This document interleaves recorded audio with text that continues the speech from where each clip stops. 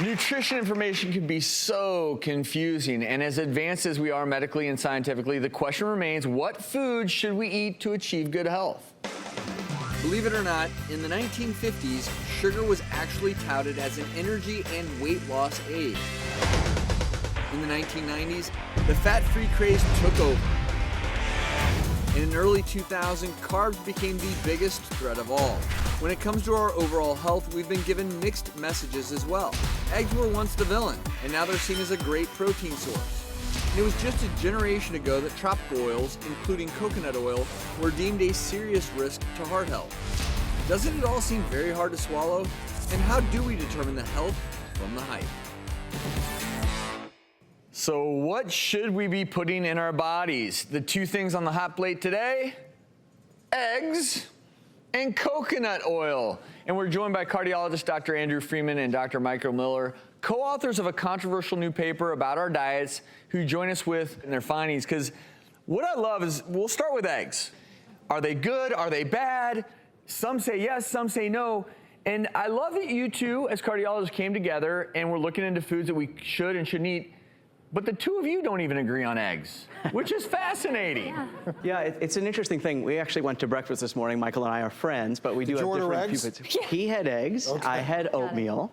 But what I will tell you is that, you know, the U.S. dietary guidelines for Americans came out just at the end of 2015, and they now say that you should consume as little cholesterol as possible.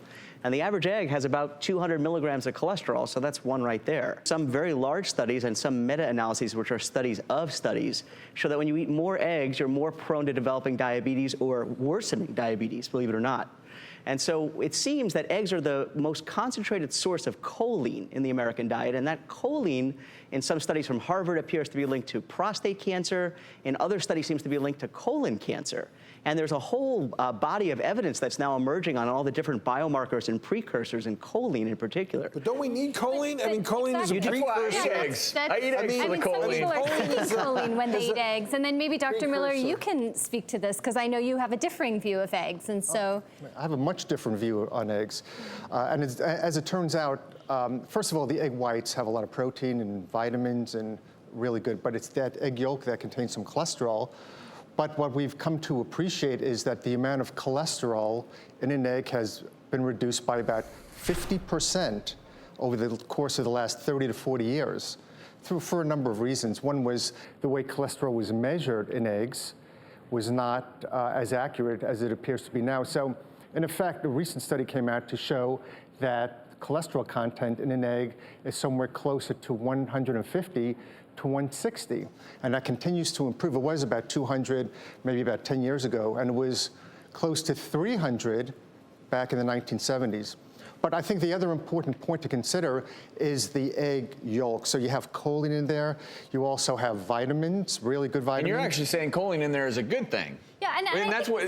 Right, so I'm saying choline is a good thing. And this is where and so continue, because this is just, if you weren't confused enough, now you're more confused.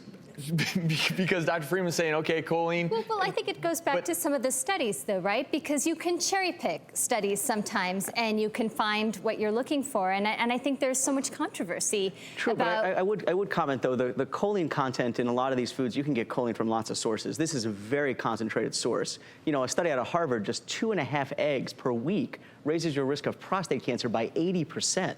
So wouldn't you want to get choline from something else in a lot less concentrated source? But there are other studies that don't show the same thing. I was going to say that I think that's my concern, is because I feel like as physicians we try to keep up with all of the journals and we read, but it seems like every month there's a new study that comes out that might contradict a different one. The big picture is the World Health Organization, right? I see them as sort of the body of the bodies, right? And so they have done surveys and analysis. The last one was of 34 countries, and they show that people who consume large amounts of choline, typically in the form of eggs, have much more cancer, particularly colorectal cancer. Back to you, Dr. Miller. We'll have a little back and forth here. Well, yeah, so the egg yolk also helps to improve both our vision, so eye health, brain health, and choline is a mood enhancer. So there are a number of factors that, in effect, promote good health with eggs in moderation.